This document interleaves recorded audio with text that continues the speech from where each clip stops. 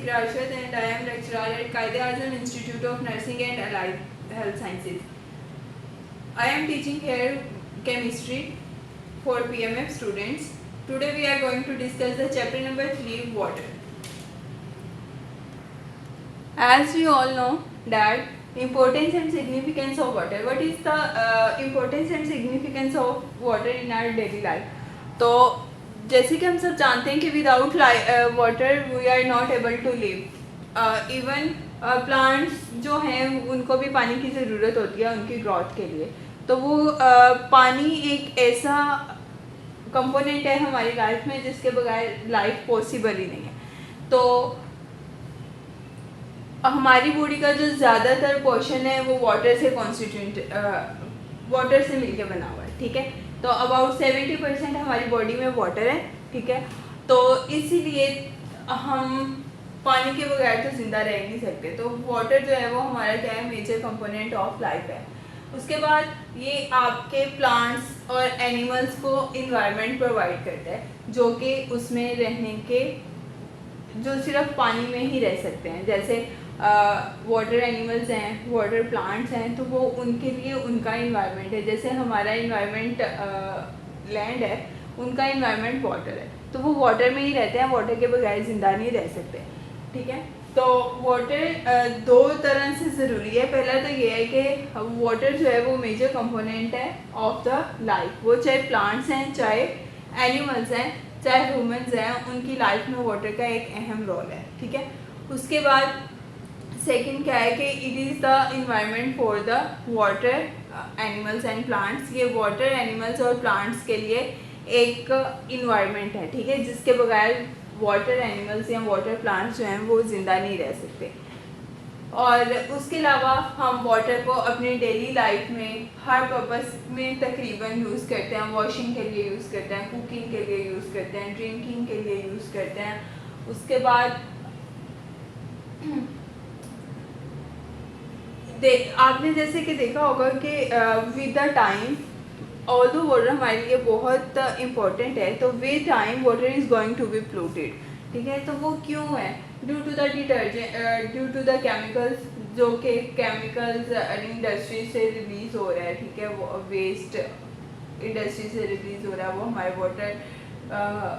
Waters में जा रहा है, जैसे सीज में, रिवर्स में. ठीक है, एंटर हो रहा है. तो उससे आपका जो वाटर है वो कंटेमिनेंट हो रहा है. ठीक है, जिसकी वजह से आपके पास वाटर बॉर्न डिजीज़ आती हैं. वाटर बॉर्न डिजीज़ ऐसी डिजीज़ होती हैं जो कि पैथोजेनिक माइक्रो ऑर्गेनिज्म से कोज होती हैं, यानी कि वो आपके वाटर को कंटामिनेट करती हैं, जिसकी वजह से वो ड्रिंक वाटर जब आप इनटेक करते हो तो उसकी वजह से आपको डिजीज़ कॉज होती हैं. अपरेंस ऑफ वाटर की अगर हम लोग बात करें तो हमारी वर्ल्ड में हम 100 में से 97% जो है वो वाटर है, ओनली 3% जो है वो लैंड है. ठीक है, तो यानी कि मेजर पार्ट हमारी जो अर्थ का है वो वाटर का है और माइनर पार्ट जो है वो हमारे पास क्या है, लैंड है. तो 97% ऑफ द वर्ल्ड्स वाटर जो होता है वो कहाँ से आ रहा होता है, ओशन से. उसके बाद जो rest of the water forms हैं, ठीक है, उसमें ग्लेशियर्स आ जाते हैं, आइस कैप्स आ जाते हैं, ग्राउंड वाटर, आइलैंड वाटर. ठीक है, जिसमें रिवर, लेक्स और स्ट्रीम्स आ जाती हैं. तो 97% आपका ओशन से आ रहा होता है. बाकी जो 3% है उसमें से कुछ अमाउंट आपकी इनसे आ रही होती है, जैसे ग्लेशियर्स, आइस कैप से. और 0.2% ऑफ द टोटल वाटर जो होते हैं वो अर्थ इज़ पोर्टेबल. ठीक है, फिट टू ड्रिंकिंग पर्पसेस. उसको हम लोग क्या करते हैं, सिर्फ 0.2% ऐसा वाटर है जो कि हमारे पीने के काबिल है. ठीक है, जिसको हम क्या कर सकते हैं, पी सकते हैं. अब ये देखो, उन्होंने एक आपको वो दिया हुआ है, ग्राफ दिया हुआ है. ठीक है, जिसमें उसने ये बताया हुआ है कि 97% जो वाटर है वो आपका क्या है, ओशन से हम लोग लेते हैं. 2.1% जो है वो ग्लेशियर और आइस कैप्स में है. एटमॉस्फेरिक वाटर 0.001% है और ग्राउंड वाटर 0.6% है. इनलैंड वाटर यानी कि जो हम पी सकते हैं, जो अंडर द अर्थ है, जो कि हमारे पास फ़िल्टर होके हमारे तक आता है, जो पीने के काबिल है, वो क्या है, 0.2% है. अब अगर हम लोग प्रॉपर्टीज़ ऑफ वाटर की बात करें तो प्रॉपर्टीज़ ऑफ वाटर में आपको पता है कि हम सबसे पहले उसकी कंपोजिशन ऑफ वाटर पढ़ेंगे, फिर हम लोग उसकी अपीयरेंस पढ़ेंगे और फिर उसका बॉइलिंग पॉइंट, फ्रीजिंग पॉइंट, ये सारी जो होती हैं ये फिज़िकल प्रॉपर्टीज़ होती हैं, ठीक है। केमिकल प्रॉपर्टीज़ की तरफ जब हम जाते हैं तो वो आपके पास केमिकली जो उसमें फॉर्मेशन हुई होती है उसकी बात होती है। फिजिकल प्रॉपर्टीज़ अगर आपके से क्वेश्चन किया जाता है तो इसका ये मतलब होता है कि आपने उसकी सिर्फ फिजिकल फीचर्स बताने हैं जो कि आपको विदाउट एनी ऑब्जर्वेशन आपको नज़र आ रहे होते हैं, ठीक है। अब जैसे आप वो कंपोजिशन देखो तो आपको ये पता है कि वाटर किससे मिलकर बना हुआ है, हाइड्रोजन और ऑक्सीजन से, ठीक है। तो आपने कंपोजिशन ऑफ वाटर में ये बताना है कि ये दो एलिमेंट से बना हुआ है, जैसे कि आपके पास है ऑक्सीजन है और हाइड्रोजन है। उसके बाद अगर हम लोग अपीयरेंस की बात करें तो ये हेक्सागोनल स्ट्रक्चर देता है, ठीक है, और ये सॉलिड स्टेट में होता है। सॉलिड स्टेट अगर इसकी हम लोग देखें तो हेक्सागोनल स्ट्रक्चर देता है। वैसे आप जो वाटर होता है वो क्या है कि वो लिक्विड है, ठीक है।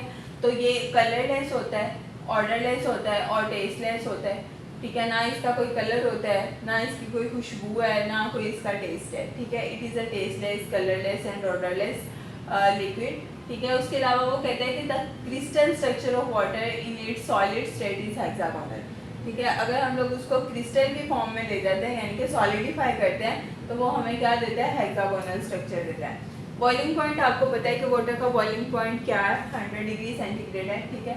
बॉइलिंग पॉइंट ऐसा पॉइंट होता है जहाँ पे आपका जो लिक्विड है उसका जो प्रेशर होता है वो सराउंडिंग के इक्वल हो जाता है, ठीक है। तो और वो वाटर वेपर प्रेशर में चेंज हो जाता है, ठीक है। तो वाटर का जो बॉइलिंग पॉइंट है वो क्या है, 100 डिग्री सेंटीग्रेड। फ्रीजिंग पॉइंट क्या है कि फ्रीजिंग पॉइंट ऑफ वाटर क्या है, 0 डिग्री सेंटीग्रेड या फिर आप 32 डिग्री फ़ारेनहाइट कहते हैं, ठीक है। 0 डिग्री सेंटीग्रेड जो होता है वो 32 डिग्री फ़ारेनहाइट के इक्वल होता है। तो ये वो ऐसा टेम्परेचर है जहाँ पे आपका सब्सटेंस जो है वो टोटली अपनी स्टेट को क्या कर देता है, चेंज कर देता है। स्पेसिफिक हीट कैपेसिटी की बात करें तो the heat needed to raise the substance temperature by 1 degree Celsius, ठीक है। ऐसा टेम्परेचर जिस पे आप उस सब्सटेंस की टेम्परेचर को राइज कर रहे हो to 1 degree Celsius scale, degree centigrade, तो ऐसे इसको आप क्या कहते हो कि ये हीट कैपेसिटी है, स्पेसिफिक हीट कैपेसिटी है, ठीक है। तो जो वाटर की हीट कैपेसिटी है वो क्या है, 4.2 जूल्स, ठीक है, at 25 degree centigrade. Density of water की बात करें तो डेंसिटी का आपको पता है मैस पर वॉल्यूम होता है, ठीक है। तो ये वो वेट होता है, मैस का मतलब mass is the unit of the weight, तो मैस पर यूनिट वॉल्यूम, ठीक है। आप एक वॉल्यूम लेते हो उसमें जितना उसका मैस आता है that was the density of the water, ठीक है। जो कि डेंसिटी जो है आपकी वो टेम्परेचर पे डिपेंड कर रही होती है, ठीक है। अगर आपकी density of water at 0 degree centigrade 0.98 ग्राम पर सेंटीमीटर क्यूब है तो 4 डिग्री सेंटीग्रेड पे ये 1 है, ठीक है। यानी कि अगर आप लोगों ने टेम्परेचर बढ़ाया है तो उसकी क्या है, डेंसिटी भी इंक्रीज होगी। उसके बाद क्या है, विस्कोसिटी।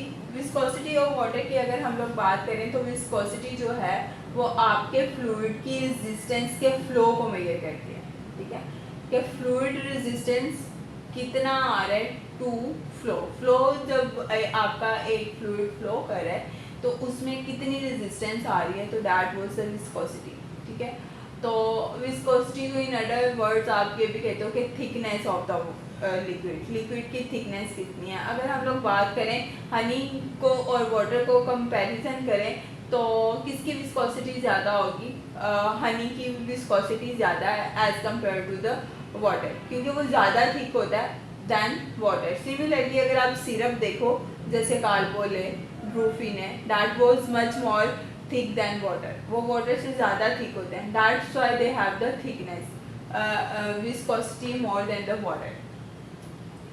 उसके बाद सरफेस टेंशन की बात करें तो सरफेस टेंशन ऐसी है, the tendency of the fluid to shrink in a minimum surface area, ठीक है। कि फ्लूइड कितना ज़्यादा श्रिंक हो जाता है, ठीक है, तो that was the surface tension of the water. जैसे कि आपने देखा होगा कि जब आप शुगर सिरप होता है उसको जब आप क्या करते हो, हीट अप करते हो तो वो सुगड़ जाता है, ठीक है। तो that was the surface tension, ठीक है। उसके बाद अगर हम लोग रिफ्रैक्टिव इंडेक्स की बात करें तो रिफ्रैक्टिव इंडेक्स जो है वो नंबर है जो कि आपके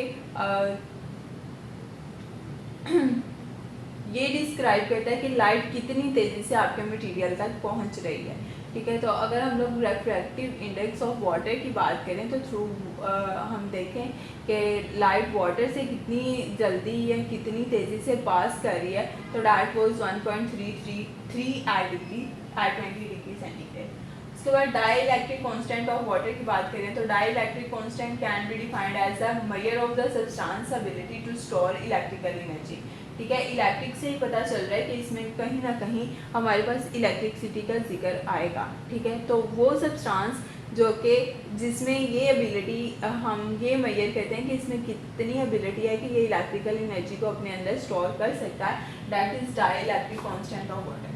अब अगर हम लोग केमिकल प्रॉपर्टीज़ की बात करें तो उसमें आपके पास केमिकल प्रॉपर्टीज़ में आपके पास सबसे पहले आता है कि it is neutral to litmus, ठीक है। यानी कि ना तो ये एसिडिक है ना ये बेसिक है, it is a neutral component, ठीक है।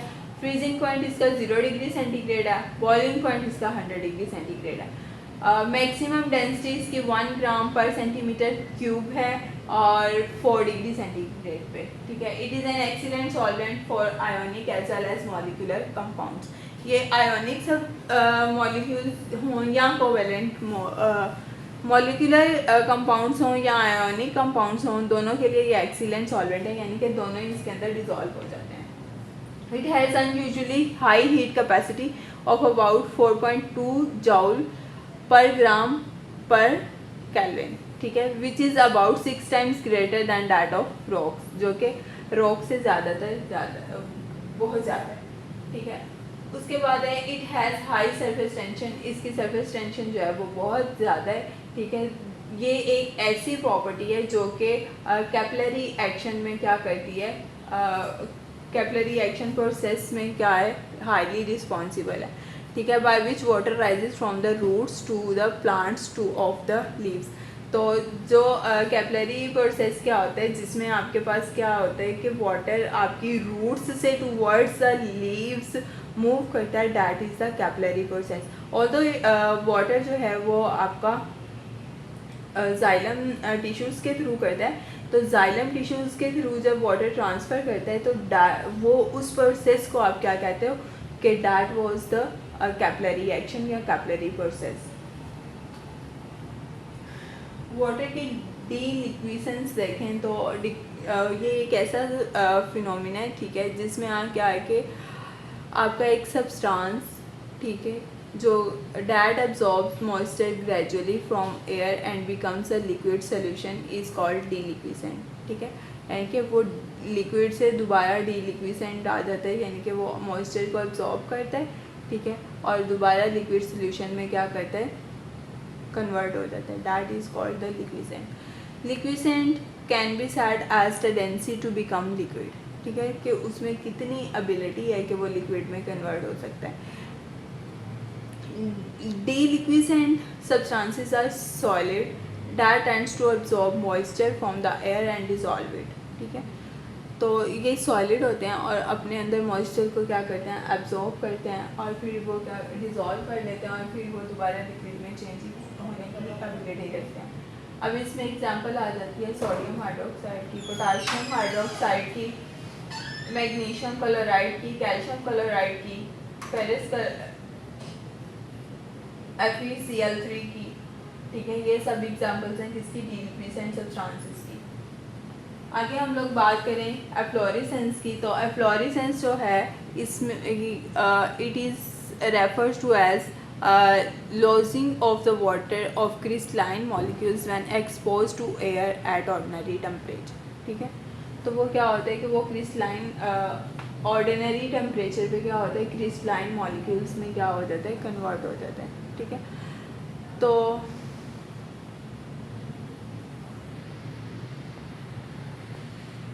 तो बेसिकली एफ्लोरेसेंस क्या है कि जब आपका आपने देखा होगा कि जब आप वाटर को एक सेल्स अमाउंट में क्या करते हो, के हीट अप कर देते हो तो उसको ज़्यादा टेम्परेचर मिल जाता है, तो क्या होता है कि आपके ना पोर्ट के साइडों पे वाइट वो आ जाते हैं, सॉल्ट लाइक स्ट्रक्चर्स आ जाते हैं, ठीक है।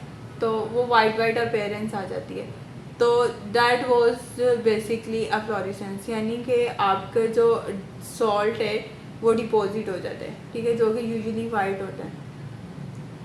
तो एफ्लोरेसेंस जो है is a deposit of salt formed on the surface the substance having emerged in the solution, ठीक है। सोल्यूशन के अंदर जब वो आ जाते हैं, ठीक है, अमर्ज हुए होते हैं, तो वो जो वाइट कलर के आपके पास सॉल्ट्स आते हैं और सरफेस पे अपेयर होते हैं, that is known as efflorescence. अगर हम लोग हाइग्रोस्कोपिक सब्सटेंस की बात करें तो ये ऐसा सब्सटेंस होता है जिसमें इतनी एबिलिटी होती है कि वो एब्जॉर्ब कर सके किसको, मॉइस्चर को फ्रॉम इट्स सराउंडिंग, ठीक है। तो that is called hygroscopic elements, और इस प्रॉपर्टी को आप क्या कहते हो, हाइड्रोस्कोपी। सर ऐसे सब्सटेंसेस जो कि इन्वायरमेंट से आपके क्या करते हैं, मॉइस्चर को अब्जॉर्व करते हैं, ठीक है, वो डिज़ोल्व लेकिन वो उसके अंदर डिज़ोल्व नहीं होते हैं, ठीक है, उनको आप क्या कहते हो, हाइड्रोस्कोपिक सब्सटेंसेस, ठीक है। और इस प्रॉपर्टी को आप लोग क्या कहते हो, हाइड्रोस्कोपी। ये मैंने आपको पहले भी बता दिया, जिसमें एग्जांपल अगर हम लोग देखें तो सोडियम ट्राईऑक्सो नाइट्रेट की आ जाती है। वाटर एज अ सॉल्वेंट की बात करें तो आपको पता है कि water is the best solvent, ठीक है, जिसके अंदर हर सब्सटेंस ऑलमोस्ट, ठीक है, हर सब्सटेंस क्या हो जाता है, डिज़ोल्व हो जाता है। तो वो यही कह रहे हैं कि वाटर एक यूनिवर्सल सॉल्वेंट है, ठीक है, that can dissolve almost all the minerals, जिसके अंदर सारे मिनरल्स क्या हो जाते हैं कि वो डिज़ोल्व हो जाते हैं। तो इसमें एबिलिटी है कि ये डिज़ोल्व करते हैं हर सब्सटेंस को due to the unique properties, ठीक है। वो दो यूनिक प्रॉपर्टीज़ कौन सी है, polarity of the water molecule, ठीक है, और एक्सेप्शनल हाइड्रोजन बॉन्डिंग एबिलिटी, ठीक है। उसके अंदर क्या है कि हाइड्रोजन बॉन्डिंग एबिलिटी होती है। अब अगर हम लोग देखें कि पोलर नेचर ऑफ वाटर कैसे है, तो water molecules have polar structure, ठीक है। One end of the molecule is partially positive while the other and is partially negative, ठीक है। तो electronegativity difference between the oxygen and hydrogen is the major reason of the polarity of the water, ठीक है। तो positive substance जो है वो क्या करते हैं कि वो अट्रैक्ट करता है नेगेटिव सब्सटेंस को, ठीक है, जो कि आपका क्या है, ऑक्सीजन है। तो जो नेगेटिव सब्सटेंस है वो क्या है, वो पॉजिटिव को अट्रैक्ट करेगा। तो इलेक्ट्रोस्टैटिक अट्रैक्शन जो आता है बिटवीन द आयंस, ठीक है, वो क्या करता है, डायपोल फोर्सेस को ओवरकम कर लेता है, ठीक है, और अट्रैक्शन होती है बिटवीन वाटर मॉलिक्यूल्स जैसे ऑक्सीजन और hydrogen. This is the picture that shows that the positive attracts negative and negative attracts the positive. अब देखो येलो वाले में देखो आप अगर, तो ऑक्सीजन को अट्रैक्ट कर रहे हैं, ठीक है, पहले ऑक्सीजन के साथ उसने बॉन्ड बनाए हुए हैं 4, ठीक है। आगे ऑक्सीजन नेगेटिव है, ऑक्सीजन आगे किसको अट्रैक्ट करता है, हाइड्रोजन को। Similarly on the other side negative को शो कर रहा है, तो नेगेटिव ने 4 बॉन्ड बनाए हुए हैं ऑक्सीजन के साथ, फिर हाइड्रोजन के साथ और हाइड्रोजन ने आगे फिर ऑक्सीजन के साथ बॉन्ड बनाए हुए हैं। तो पॉजिटिव जो है वो नेगेटिव को अट्रैक्ट कर रहा है और नेगेटिव जो है वो पॉजिटिव को अट्रैक्ट कर रहा है। तो इनके दरमियान में जो फोर्सेस आ रही हैं वो इलेक्ट्रोस्टैटिक फोर्सेस है। अब अगर हम लोग देखें एक्सटेंसिव हाइड्रोजन बॉन्डिंग एबिलिटी, तो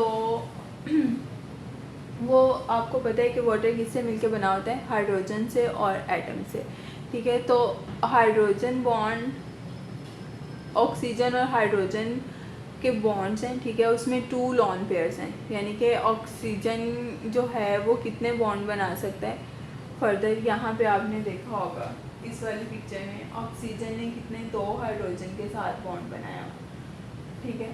तो हाइड्रोजन ने किसके साथ बनाया हुआ है, हाइड्रोजन ने 2 बनाया हुआ है और ऑक्सीजन ने 3 बनाया हुआ है। तो हाइड्रोजन 2 लॉन पेयर्स हैं, ठीक है। 1 hydrogen H2O molecules can form hydrogen bonding with 4 other hydrogen water molecules, ठीक है। तो वो कहता है कि एक वाटर का मॉलिक्यूल जो है वो 4 हाइड्रोजन बॉन्ड कर सकता है 4 वाटर मॉलिक्यूल्स के साथ, ठीक है, which are arrange in tetrahedral around the water molecules, ठीक है। अब इस बिहेवियर की वजह से क्या होता है कि वाटर जो है वो पोलर और नॉन आयोनिक कंपाउंड्स को डिज़ोल्व कर लेता है, ठीक है, due to the presence of the hydroxyl group. अब उसमें जैसे एग्जांपल आ जाती है अल्कोहल की, ऑर्गेनिक एसिड की, ग्लूकोज और शुगर, ठीक है। तो इनके दरमियान में क्या होता है, हाइड्रोजन बॉन्ड आ जाता है। अब ये देखो, ये टेट्राहेड्रल स्ट्रक्चर दिया हुआ है, 3D स्ट्रक्चर है ये, ठीक है। तो इसके दरमियान में ऑक्सीजन में और हाइड्रोजन के दरमियान में जो बॉन्ड्स बनते हैं, ठीक है, that was the hydrogen bond. और वो जो बॉन्ड बन रहे हैं वो एट 104.5 डिग्री पे बन रहे हैं। हाइड्रोलिसिस क्या होता है कि हाइड्रोलिसिस ऐसा है जिसमें आपके पास ब्रेक डाउन हो जाती है मॉलिक्यूल्स की इन the presence of the water, ठीक है। तो हाइड्रोलिसिस जो है ये chemical is a common form of chemical reaction जहाँ पे आपका वाटर मोस्टली यूज़ होता है किसके लिए, केमिकल बॉन्ड्स को ब्रेक करने के लिए, ठीक है। तो वाटर, ग्रीक वर्ड हाइड्रो का मतलब होता है वाटर और लाइसिस का मतलब होता है ब्रेक डाउन, ठीक है। तो मैंने आपको पहले ये बता दिया कि हाइड्रोलाइसिस का मतलब क्या है कि break down of the bonds या molecules in the presence of water is known as a hydrolysis. अब अगर एग्जांपल की बात करें तो अगर आप लोग डिज़ोल्व करते हो एक सॉल्ट को जो कि आपका वीक एसिड है या फिर वीक बेस है उसको वाटर में, तो जैसे कि डिज़ोल्व करते हो आप सल्फ्यूरिक एसिड को वाटर में, तो आपके पास हाइड्रोनियम और बायसल्फेट कंपाउंड्स बनते हैं, ठीक है। तो हाइड्रोलिसिस जो है वो क्या करेगी, क्या आपके ब्रेक डाउन में हेल्प करेगी, ठीक है, प्रोटीन्स को, फैट्स को और कॉम्प्लेक्स कार्बोहाइड्रेट्स को इन फूड, ठीक है। तो हाइड्रोलिसिस बेसिकली क्या है कि it is the break down in the presence of the water. तो 2 टाइप्स हैं आपके पास हाइड्रोलिसिस की, ठीक है, जिसमें आपके पास बहुत सारी टाइप्स हैं आपके पास हाइड्रोलिसिस की, सॉरी। तो उसमें अगर आप लोग देखो सॉल्ट है तो it is the most common type of the hydrolysis, जिसमें आपके पास सॉल्ट्स जो हैं वो क्या है कि रिएक्शंस जो होते हैं सॉल्ट्स के वो वाटर के साथ हो जाते हैं।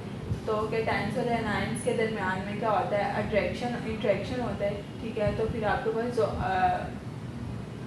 यानी कि सॉल्ट और वाटर के दरमियान में अट्रैक्शन होता है। तो ड्यूरिंग द हाइड्रोलिसिस सॉल्ट क्या होता है कि आयंस में ब्रेक डाउन हो जाता है और कम्प्लीटली या फिर पार्शली, और वो डिपेंड करता है सॉल्युबिलिटी पे, ठीक है। और अगर हम लोग बात करें एसिड और बेस की, तो एसिड और बेस जो है वो क्या है, कैटालाइज हो जाते हैं। Hydrolysis can be found during the hydrolysis of esters और अमाइड्स और ईस्टर्स की हाइड्रोलिसिस पे क्या होते हैं, क्या आपके एसिड्स और बेसिस की को कैटालाइज कर सकते हैं, ठीक है। तो जब वाटर, वो कहता है कि the process of hydrolysis occurs when water और hydroxyl ions react with carbon of the carbonyl group of the ester और amide where new compounds are found, ठीक है। तो जो प्रोडक्ट है हाइड्रोलिसिस का वो क्या है कि विद कार्बोक्सिलिक एसिड के साथ आएगा आपके पास, ठीक है। आज के लेक्चर में हम सिर्फ इतना ही पढ़ेंगे, बाकी हम लोग नेक्स्ट लेक्चर में पढ़ेंगे वाटर का remaining part. Thank you very much.